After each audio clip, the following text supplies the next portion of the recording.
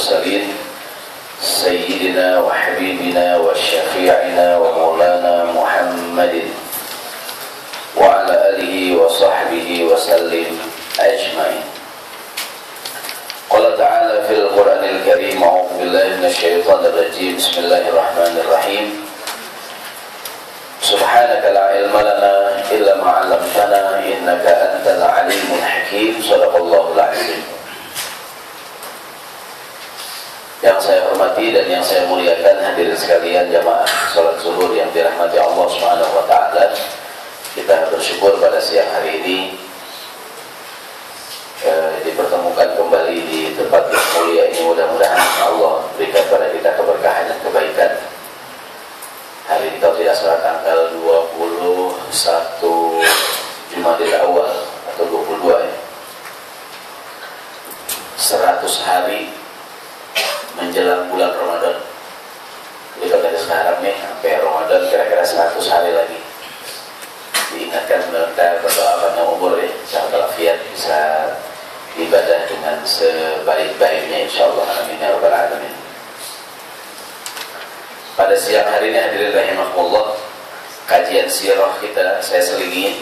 Jadi beberapa pekan yang lalu, beberapa bulan kita sampaikan kajian sirah secara berurutan. Pada kesempatan hari ini saya selingi dengan sedikit kajian yang mudah-mudahan juga berguna bagi kita sekalian.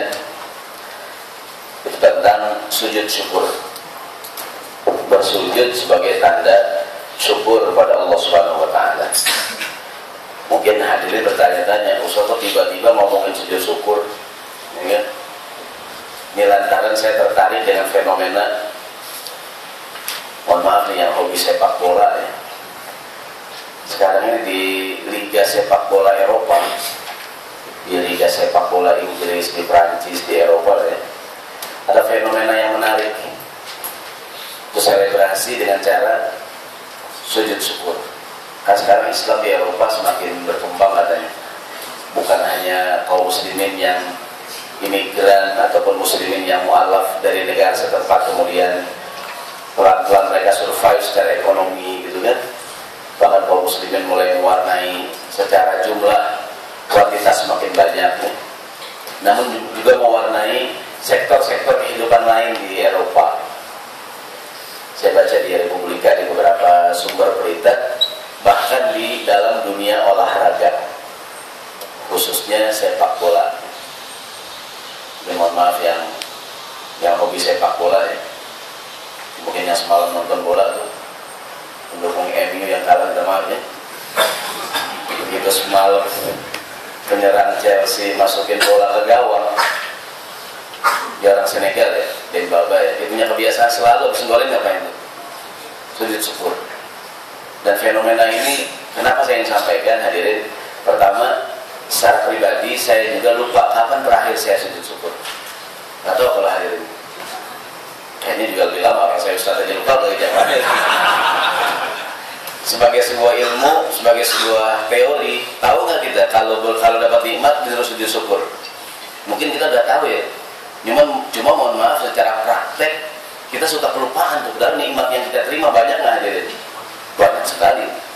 Rasanya nggak cukup sekedar kita bilang alhamdulillah gitu. Rasanya Rasulullah juga mengajar pada kita dalam beberapa hadis berikut ini, dapat nikmat, dapat kenikmatan, sujud syukur. Dijauhkan dari musibah, sujud syukur. Pemain bola saja, baik yang mereka Islam terlahir ataupun tidak sedikit yang mu'alaf, utamanya saya bilang tadi di Inggris, di Prancis kan, mereka mempopulerkan selebrasi dengan cara sujud syukur. Menurut sumber yang saya baca, menurut FIFA, waduh ini FIFA nih, selebrasi dengan cara sujud syukur termasuk selebrasi yang populer nomor 4 di dunia. Saking, dan ini saya tidak bicara mengenai olahraganya, saya ingin bicara mengenai bagaimana setiap orang berbuat dengan cara yang dia bisa gitu. Tidak sedikit kemudian masyarakat Eropa yang tidak kenal Islam mungkin tahu Islam dari nonton bola itu ngapain tuh, karena saya juga baca di Republika. Dan salah seorang komentator sepak bola Inggris, di mantan timnas Inggris, katanya diundang oleh TV Al Jazeera di Qatar untuk mengomentari pertandingan klub Prancis dengan mana itu. Pokoknya begitu gol masuk, yang golin orang Islam dia sujud syukur. Ini komentator dari Inggris nggak tahu bahwa itu sujud syukur dalam Islam. Dia komentar itu adegan sedang selebrasi dengan cara makan rumput. Cara makan rumput. Komentar dia dianggap menyakiti kaum muslimin, maka banyak tuh pemirsa Al Jazeera protes. Dia minta maaf dan akhirnya sampaikanlah permohonan maaf bahwa dia saat dia nggak tahu kalau itu cara orang Islam bersyukur. Sekali lagi saya minta maaf pendukung MU yang semua kalah ya. Kayaknya wajah-wajahnya dukung MU kalah semua gugur. Itu nggak penting, yang penting saya bicara mengenai sujud syukurnya. Bahwa minimal mereka mengajarkan pada kita setiap kita bisa berdakwah dengan cara yang kita bisa gitu. Dan sekali lagi tidak sedikit ayat sekarang jadi bahan perbincangan tuh. Jadi kan kalau mereka yang non muslim tidak sedikit yang gini-gini kan, ini dari Amerika Latin. Kalau orang Eropa yang mereka udah 45 agama kan jarang lah yang gitu-gitu kan. Kalau dari pemain Amerika Latin kalau golin masih gitu kan. Tahu maksudnya apa anda? Nah, dan sekarang fenomena sujud syukur di lapangan bola. Jadi saya ingin cerita bahwa sebagai seorang muslim kita punya kewajiban menampilkan Islam kita gitu. Kan betapa pedenya di tengah penonton Eropa yang mungkin mayoritasnya non muslim, dia melakukan selebrasi dengan cara sujud di tengah lapangan. Mungkin tidak sedikit yang nggak ngerti itu dia ngapain gitu kan, dan akhirnya jadi populer cara selebrasi seperti ini. Sekedar pengantar saja. Saya tidak mengulas semalam kemenangan CSM, kira-kira begitu lah ya. Bahwa mereka fenomena sujud syukur sekarang sedang cukup populer di Eropa. Habis golin melakukan sujud syukur.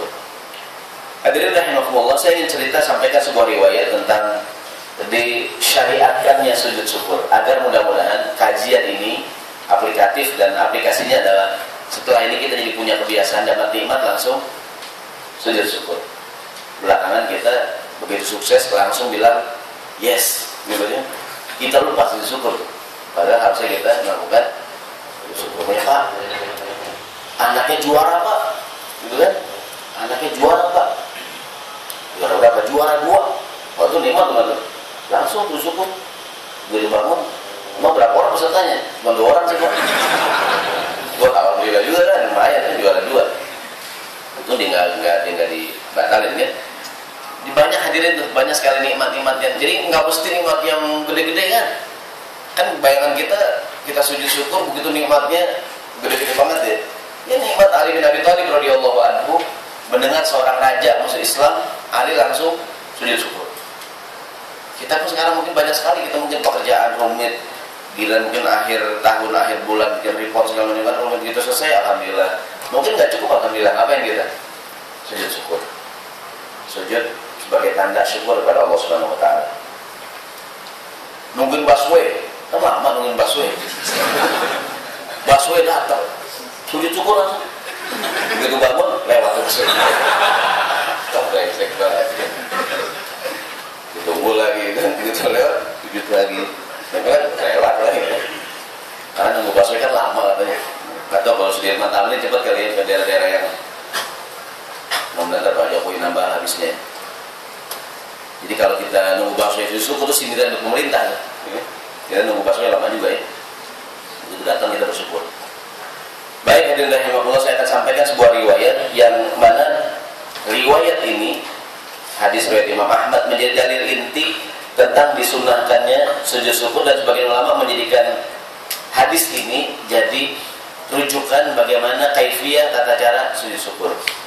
Karena ada beberapa juga sumber yang kita baca ada sedikit perbedaan mengenai kaifiyah tata cara sujud syukur. Bismillahirrahmanirrahim. An Abdurrahman ibni Auf radhiyallahu anhu anin Nabi an Abdurrahman ibni Auf qala, sahabat Abdurrahman bin Auf berkata, kharaja Rasulullah sallallahu alaihi wasallam fattaba'tuhu. Satu hari Rasulullah sallallahu alaihi wasallam keluar dari satu majelis. Abdurrahman ngelihat, kata Abdurrahman, fattaba'tuhu, aku ikutin Nabi. Abdurrahman sahabat Nabi, dia sangat cinta pada Rasulullah. Begitu melihat Rasulullah keluar, gitu kan? Abdurrahman ngikutin, mau kemana nih Nabi? Ada apaan Nabi? Tiba-tiba Rasulullah keluar. hatta dakhala nakhlan, sampai beliau masuk ke sebuah kebun kurma. Ada tanah lapang begitu, fasajada fa'atolas sujudan. Nabi langsung sujud dan sujudnya lama. Tidak diceritakan oleh Abdurrahman Rasulullah melakukan takbir. Abdurrahman nggak bilang Rasulullah takbir kemudian sujud. Maka nanti tata cara sujud syukur tidak perlu kita bertakbir, langsung aja sujud. Begitu Nabi sujud, fa'atolas sujudan, sujudnya cukup lama. Sampai kata Abdurrahman, hatta khiftu aw khashitu ay yakuna Allahu qad tawaffahu aw qabadahu. Sampai aku takut, aku khawatir jangan-jangan Allah telah mencabut nyawa Rasulullah SAW. Jangan-jangan Nabi meninggal lagi. Sebab sujudnya lama banget. Namanya dia sahabat Nabi kan, cinta sama Nabi, takut terjadi apa-apa dengan Rasulullah SAW. Yang namanya anak buah, hadirin, kan harus mikirin pimpinannya. Kalau pimpinan tidak apa-apaan kan, Nabi sujud kelamaan nih. Nah, ini Abdurrahman bin Auf, dia khawatir ya. Faji itu anzur, aku deketin, itu kan ada apaan nih. Kayak kawan kita mungkin kan, ada nggak kawan kita sujud kelamaan hadirin? Oh dia bangun-bangun ya. Kalau itu sih nggak terkhawatir, paling dia tidur kan. Kalau kawan kita kan dia ngantuk kali. Dia Nabi kelamaan kan, nggak bangun-bangun nih. Namanya Abdurrahman bin Auf, dia sahabat Nabi, cinta sama Nabi, dia anak buah kan, sebagai pimpinan dia khawatir. Kan anak buah harus khawatir dengan pimpinannya, betul nggak? Jadi pimpinan mikirin kita, bawahannya, anak buah juga mikirin pimpinannya. Ya kan, kalau ada apaan, kayak di masjid kita nih kan, ada nggak pimpinan siapa? Ketua masjid? Pak Mirza ya, Pak Mirza. Ternyata ini, Pak Mirza ya. Harus kita pikir juga nih, dia sebagai pimpinan masjid. Ya, ada dulu lagi bohong, ada apaan, dia mau kawin lagi kan, mau apa? Hanya kita ada apaan gitu ya.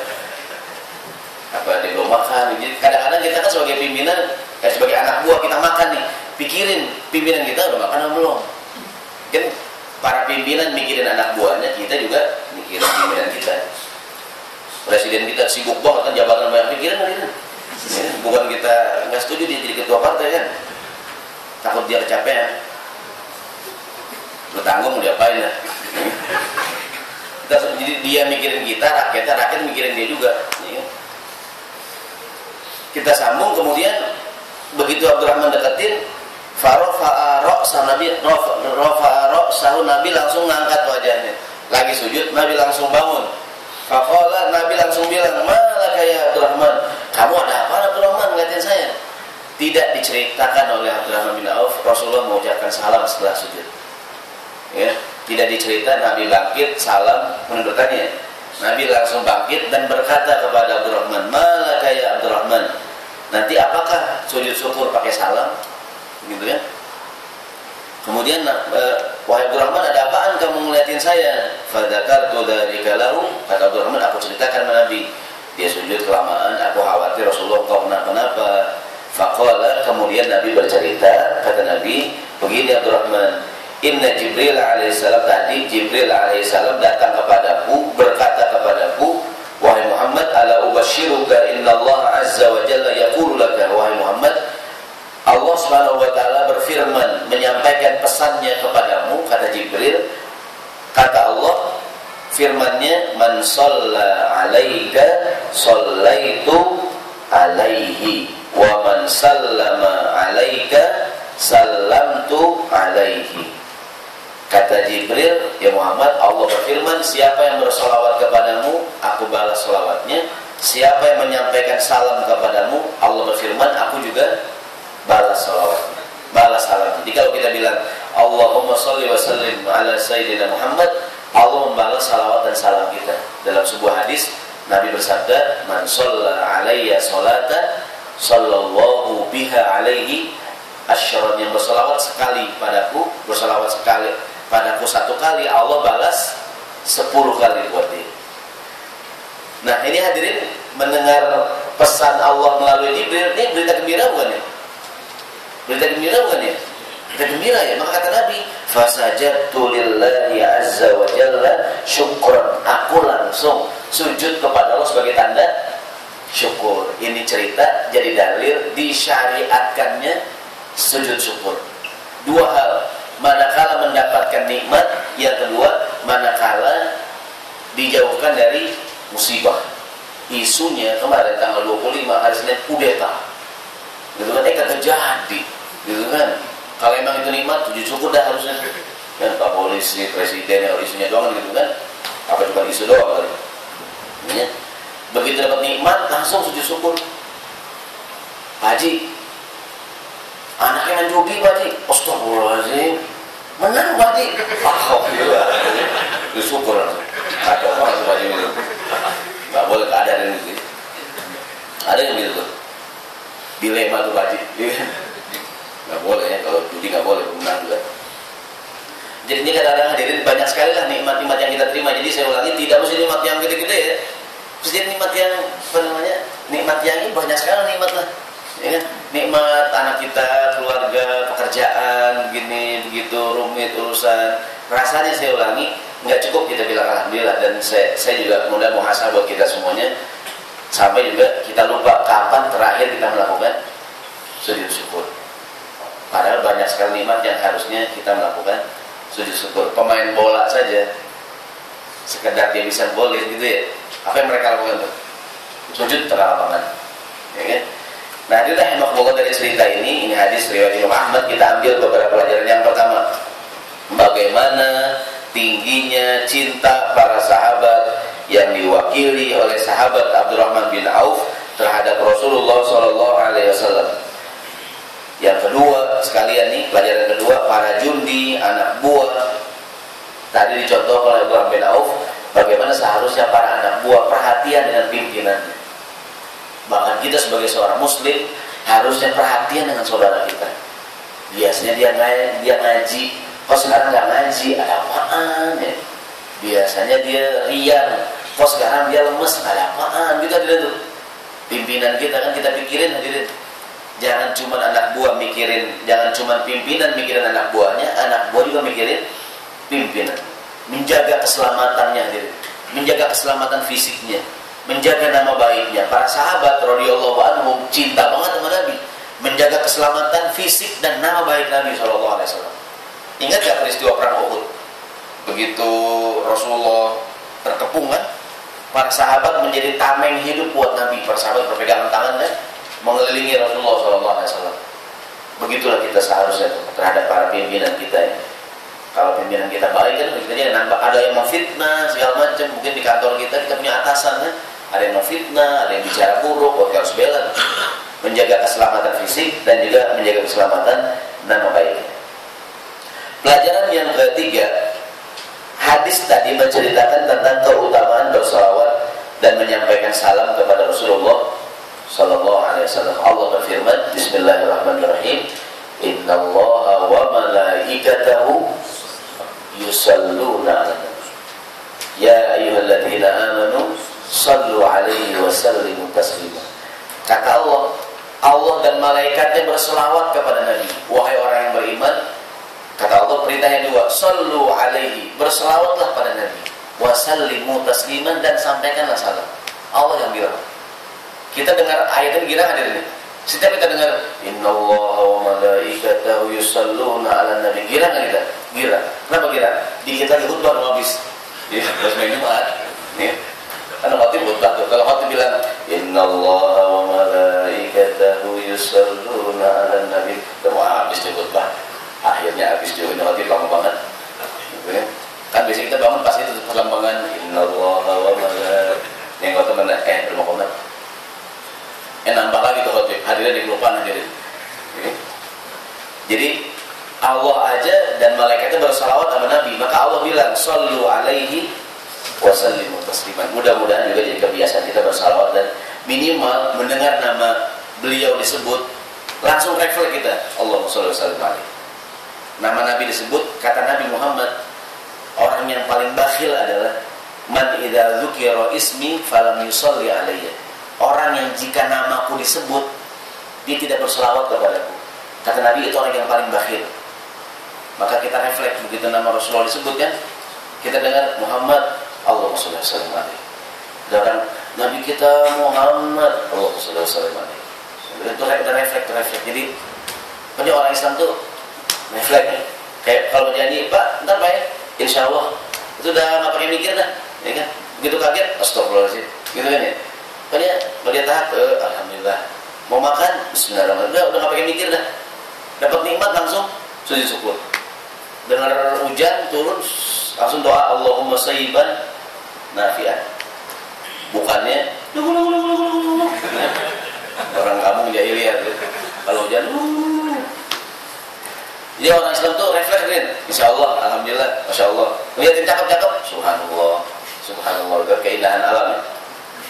Keindahan ciptaan Allah gitu kan, subhanallah. Kita kembali hadir rahimahullah. Jadi itu yang ketiga, yang keempat yang jadi kajian inti kita, hadis ini bercerita tentang sunnahnya melakukan sujud syukur. Di sini saya kasih catatan yang megang fotokopian tentang kaifiyah tata cara sujud syukur. Yang pertama, sujud syukur dilakukan satu kali. Sujud syukur dilakukan satu kali di luar sholat. Jadi sujud syukur bukan di dalam, dia terlepas dari sholat. Kalau sujud sahwi kan di dalam sholat. Apakah sujud sahwi dalam Islam fikih ada 3 sujud? Sujud sahwi, sujud tilawah, dan sujud syukur. Sujud sahwi, sujud karena lupa. Kita sholat nih, ya kan? Sujud zuhur 2, 3, 4 ya? 3, 4 ya? Ya kan? Sampai tahiyat kita nih tadi 3, 4 ya? Kita bisa ragu-ragu ya? Sebelum salam, ngapain hadirin? Sujud sahwi 2 kali. Sujud, duduk, sujud lagi, baru salam. Sunnah, enggak juga nggak apa-apa. Hukumnya sunnah kalau kita lupa dalam sholat atau kita meninggalkan sebuah kesunahan rakaat kedua atau tahiyat ya kan? Dia lupa. Rakaat kedua dia diri, ya kan? Kan udah diri nih, ya kan? Udah diri jangan bangun lagi, udah diri hadirin. Allahu Akbar, ya lupa tahiyat kedua ya. Kalau kita duduk lagi batal sholat kita. Kalau rakaat kedua kita kan harus tahiyat ya. Di diri Allahu Akbar, imamnya lagi galau nih ya. Rakaat kedua imam diri Allahu Akbar, kan kita bilang subhanallah. Kalau imam masih posisinya baru kayak mau diri, ini mungkin mau diri imam ya. Subhanallah, imam baru gini nih, ya kan? Imam lupa ya, imam duduk dulu dia lupa kan. Jadi imam udah diri hadirin Allahu Akbar. Kita kan bilang imam nggak boleh turun lagi tuh. Tapi nanti di akhir sebelum dia salam, rakaat keempat ngapain imam? Sujud sahwi karena dia lupa. Jadi kalau udah berganti posisi jangan balik lagi. Dalam fikih sahwi bisa membatalkan sholat kita. Namanya sujud sahwi karena lupa. Yang kedua sujud tilawah. Sujud tilawah boleh di dalam sholat, boleh di luar sholat. Kalau kita menemukan ayat yang berisi perintah untuk sujud. Contohnya kalau di Masjid Nabawi, Masjidil Haram, hampir tiap hari Jumat subuh imam baca Alif Lam Mim As-Sajadah. Yang nggak ngerti bilang begini, di Mekah malah lain, subuhnya 3 rakaat. Ya kan? Di Mekah kalau sehari Jumat subuhnya 3 rakaat. Lah yang beri kita emang. Dia nggak ngaji sebelum di umroh kan? Bukan 3 rakaat Pak, dia sujud tilawah. Enggak 3 rakaat malah lain bukan? Ya. Dia karena imam baca perintah untuk apa namanya? Seperti gini hadirin. Ada orang yang nggak pernah sholat jenazah, kan kalau di Masjidil Haram hampir tiap hari tuh kalau kita sebenarnya pasti ada orang yang meninggal ya.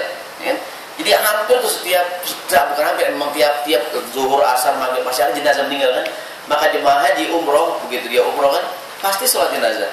Itu pulang ke tanah air dia kerjain tuh, habis bayar diri ngapain Pak? Enggak di Mekah gini nih. Kalau habis bayar langsung minta bayar, Pak itu sebagai jenazah Pak. Enggak di Mekah gini kok, di Mekah. Di Bapak itu kalau jenazah doang Pak, enggak di Mekah di waktu begini. Ini Mutawif belum menjelaskan lagi kan, belum bilangin. Karena mungkin dia enggak kan ada orang yang tidak pernah melakukan perbuatan sunnah kan, jadi dia nggak tahu gitu. Kita kembali, jadi sujudnya 1 kali. Kalau sujud syukur di luar sholat, bukan di dalam sholat. Kalau sujud tilawah di dalam dan di luar sholat. Kalau sujud syukur di luar sholat. Boleh kapan saja. Mau pagi, mau siang, mau malam, mau tengah malam, silakan sujud syukur. Mungkin tengah malam kali. Di mana saja. Maksudnya di mana saja. Di masjid, di mushola, di jalanan, di lapangan bola, gitu kan, di pengadilan, ada nggak divonis oleh hakim tuntutan jaksa 20 tahun. Kata hakim putusannya hanya 4 tahun setengah. Gitu ya. Siapa kemarin? Ya, meskipun dia lagi nggak pakai keruduan kan, langsung sujud syukur. Ya. Kita bertanya, Ustaz, emang sujud syukur nggak mesti nutup aurat? Maka kalau dia kondisinya, kita boleh sujud syukur apapun kondisi kita pada waktu itu. Kayak pemain bola kan, mungkin tangannya kan pendek tuh. Emang boleh Ustaz sujud syukur itu auratnya apa? Kok tuh Dembaba nggak jadikan sarung dulu ya, dia mungkin pak kartu merah hadirin. Kartu merah kalau jadikan sarung. Dan tidak disyariatkan berwudu. Maksudnya kita boleh sujud syukur meskipun tidak berwudu. Kita lagi kerja nih, pakai sepatu segala macam kan. Pak, alhamdulillah Pak, sukses Pak. Alhamdulillah, langsung syukur di jalanan, di mana aja dia cari tempat yang bersih dikit. Di jalanan, belum di jalanan. Jangan tengah jalan ya, pinggir jalan. Jalan bisa ditabrak mobil. Pinggir kan. Mungkin di kantor, di ruangan kita, di masjid, di mana aja dah mendengar, ya kan? Mungkin lagi parkir ya. Nggak ada tempat kan, ada pojokan. Waduh, sujud syukur. Pas naik lagi, nggak ada yang nempatin gitu ya. Jadi sujud syukur hadirin. Jadi kadang-kadang tuh nikmat yang nggak mesti nikmat yang nggak mesti yang besar banget gitu ya. Yang kita lagi susah, alhamdulillah gitu kan. Sujud syukur, bersyukur kepada Allah Subhanahu Wa Taala. Ada sebagian kawan kita selesai sholat, dia salam, assalamualaikum, dia berzikir, sebelum dia bangun dia sujud. Ngapain dia tuh? Mungkin sujud syukur. Dia bisa melaksanakan sholat pada hari ini. Dia bisa beribadah pada hari ini. Dan bagus kalau kita kapan saja dia bersyukur pada Allah Subhanahu Wa Taala. Jadi kapan saja, di mana saja, apapun kondisi kita pada waktu itu, tidak mesti berwudu. Kayak tadi kan pemain bola kan, mau mana Pak? Mau wudu, kartu merah lagi kan, udah habis main tuh. Ya kan? Jadi nggak mesti wudu, nggak mesti. Jadi secara hukum fikih tadi terdakwa yang sujud syukur di pengadilan, meskipun dia sebagai muslimah harusnya nutup aurat ya. Cuma kebetulan dia nggak nutup aurat kan, sujud syukur di pengadilan sah nggak sujud syukur itu? Sah. Atau kayak pemain bola, lagi kayak tangan pendek kan, dia sujud tengah lapangan. Harusnya dia main bola nutup aurat kan. Kemudian tidak disyariatkan berwudu, sebaiknya menghadap kiblat. Seandainya tidak juga tidak apa-apa. Mungkin Pak, alhamdulillah Pak, beres Pak. Kiblat mana kiblat. Ngapain Pak? Syukur udah momennya berhilang hadirin, momennya berhilang gitu kan. Jadi di mana saja, kapan saja, kalau dia berwudu, alhamdulillah kan bagus kan. Kalau dia menghadap kiblat juga baik. Tanpa takbir dan tanpa salam. Dia tidak perlu Allahu Akbar dia sujud. Tidak perlu begitu bangun, assalamualaikum. Nggak mesti. Jadi dia begitu lagi tuh begini, Pak, dapat nikmat Pak, langsung sujud, ya kan? Dia bangkit dan selesai sujud. Ya. Sekarang mungkin pertanyaan terakhir hadirin sebelum saya ditanya, bacaannya apaan? Juga tidak disyariatkan bacaan tertentu. Boleh bertasbih subhanallah, boleh alhamdulillah, ya. Kalimat-kalimat syukur yang lain. Namun para ulama menjelaskan di fotokopian kita nih, bagian dari surat An-Naml ayat 19, cerita Nabi Sulaiman alaihissalam dengan pasukan semut. Nabi Sulaiman dan pasukannya, ada jin, manusia, burung, lewat lembah semut. Raja semut bilang sama anak buahnya, udkhulu masakinakum bismillahirrahmanirrahim. Kata Raja semut, masuklah kalian ke sarang kalian masing-masing. La yahtimannakum Sulaiman wa junuda, agar Sulaiman dan tentaranya nggak nginjak kita. Wa hum la yash'urun, mereka nginjak sih nggak berasa. Mereka ngomongin Nabi Sulaiman. Nabi Sulaiman punya mukjizat mengerti bahasa binatang ya. Sulaiman dengar gitu. Wah, dia ngomongin saya nih, gitu kan? Kan Nabi Sulaiman punya mukjizat mengerti bahasa hewan. Kalau kita kan nggak bisa. Walaupun kadang-kadang di antara kita ada yang ngaku-ngaku kan, saya bisa tapi kan mau kawin. Kok tahu Pak? Kayak wajahnya tutup. Suaranya gitu. Itu mungkin kita kebiasaan doang ya kan? Kita punya burung, kalau disuruh gini, wah lagi galau nih burungnya. Gitu. Itu kebiasaan kita nggak ngerti sebenarnya. Kalau Nabi Sulaiman dia ngerti, semut ngomong dia tahu. Semut bilang, kalian masuk ke sarang kalian. Nabi Sulaiman langsung bilang, dia senyum. Fatabassama dhahikan min qaul. Nabi Sulaiman tersenyum dan dia berdoa. Ini doanya nih. Bismillahirrahmanirrahim. An-Naml ayat 19. Bismillahirrahmanirrahim. Rabbi auzi'ni an ashkura ni'mataka allati an'amta 'alayya wa 'ala walidayya wa an a'mala salihan tardahu wa adkhilni bi rahmatika fi 'ibadikas salihin. Sengaja di fotokopi, mudah-mudahan dihafalin ya. Rabbi auzi'ni an ashkura ni'mataka allati, ya Allah berikanlah aku kesempatan untuk mensyukuri nikmat yang kau berikan padaku, kepada orang tuaku. Berikanlah aku kesempatan beramal soleh yang kau ridhoi ya Allah. dan masukkanlah aku dengan rahmat-Mu ke dalam golongan orang-orang yang baik, orang-orang yang soleh. Ini doa yang baik kalau kita baca saat sedang sujud syukur. Yang nggak hafal boleh apa aja, tapi kalau kita hafalin insya Allah baik hadirin. Mungkin ada yang bertanya, Ustaz, rasanya itu doa mirip-mirip Ustaz dengan doa lain. Memang benar, dalam Al-Quran ada doa yang mirip dengan doa yang tadi.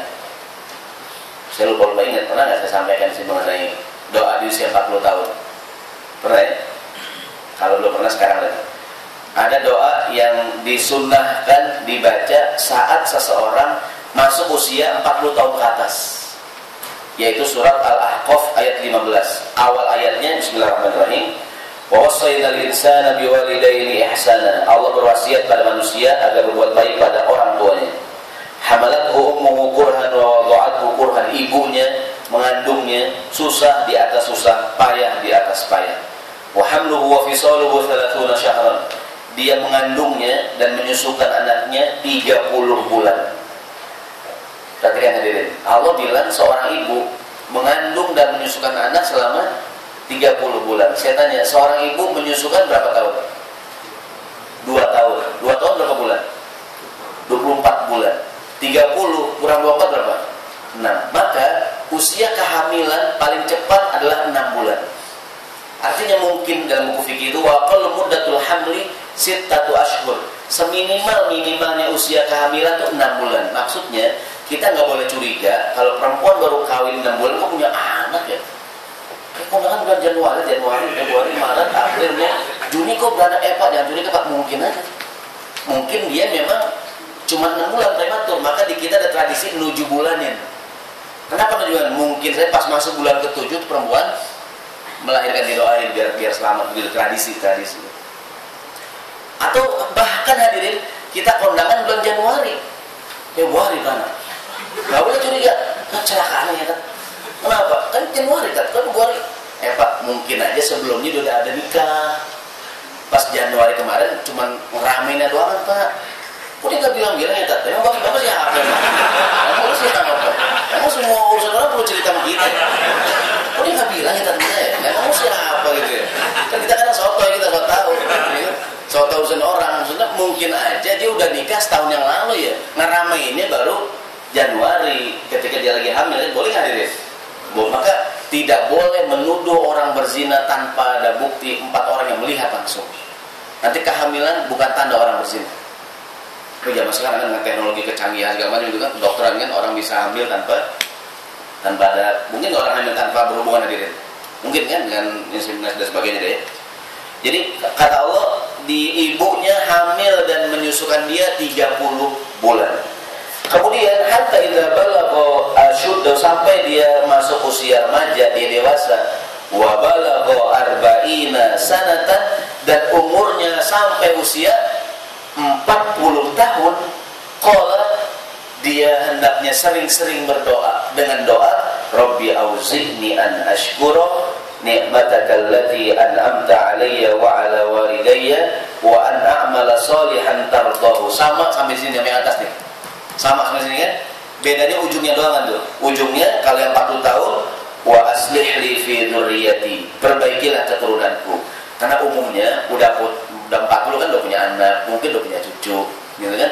Perbaikilah keturunanku ya Allah, anak-anakku, keluargaku. Inni tubtu ilaika, aku bertobat padamu. Kenapa tobat hadirin? Umumnya usia 40 kan mulai bener tuh. Maksudnya kemarin kita bayang jarang-jarang. Kan sih kantor yang lain bukan sini, harus baik semuanya. Nah, kan mungkin ya kita mungkin umur 20 25 kan masih gitu kan, masih labil. Ya, ABG labil ya. Masa 50 tahun masih labil, ya kan? Nanti usia 40 tahun ini usia fokusnya tuh memperbaiki keturunan, bertobat, wa inni minal muslimin, dan aku tergolong orang yang muslim. Usia 40 hadirin kira-kira usia kematangan seseorang. Life begin at 40. You understand? I know. Orang bilang 40 itu usia Nabi Muhammad, Nabi 40 tahun, gitu kan? Orang umur 25 kita baru nikah, belum punya motor, belum punya mobil, belum punya rumah ya. Kalau 40 biasanya mulai punya mobil, punya motor, orang mulai orang laki mulai nakal gitu. Katanya, di kata orang lain bukan sini bukan. Maka disuruh banyak-banyak doa hadirin. Kalau umur 15, 20, 25 masih ABG kali ya. Umur umur 20-an kan di bawah kan masih ya gitu deh. Kalau udah 40 ke atas, 40, 45, 50 kan udah mulai masa umur 50 ceribel kan matang ya. Umur 50, dompet dibuka ceribel. Ya gambar gitu. Buka kaosnya gambarnya apaan? Benten. Mana Pak Haji? Ya, masa umur gocap kaosnya Benten gitu.